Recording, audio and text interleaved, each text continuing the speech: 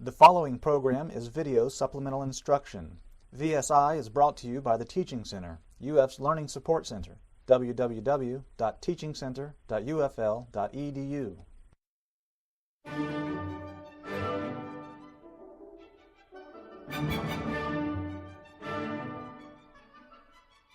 This is question 17 from the practice midterm.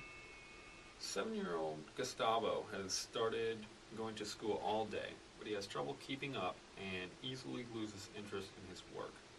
Erickson would claim that Gustavo is facing which psychological development crisis?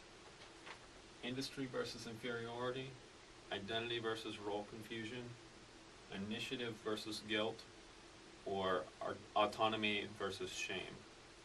Now, there are a couple ways you can answer this.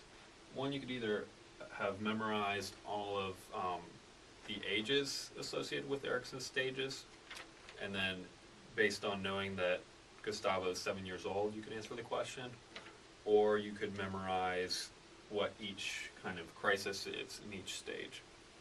I recommend you do both. If you only have time to do one, just do whatever you're most comfortable with, and that'll hopefully help you be able to answer the question. Industry versus inferiority occurs from 6 years old to about puberty. And this is an individual either develops a curiosity to learn new things or kind of stagnates and doesn't, in which case they lose interest in tasks before them, which is exactly what's described here in question 17. So the answer is A. Let's run through the other options still real quick. Identity versus role confusion occurs in adolescence. You're trying on new roles, figuring out who you are as a person, or end up becoming confused about what you want out of life. Initiative versus guilt occurs from 3 to 5 years old. This is where children learn to initiate activities on their own, or if they're not allowed to initiate activities, become guilty about their attempts at independence. Autonomy versus shame occurs at about 2 years of age.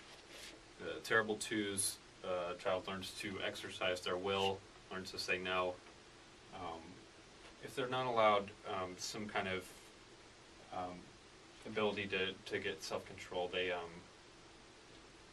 can develop shame and become uncertain, which is fairly similar to the next stage.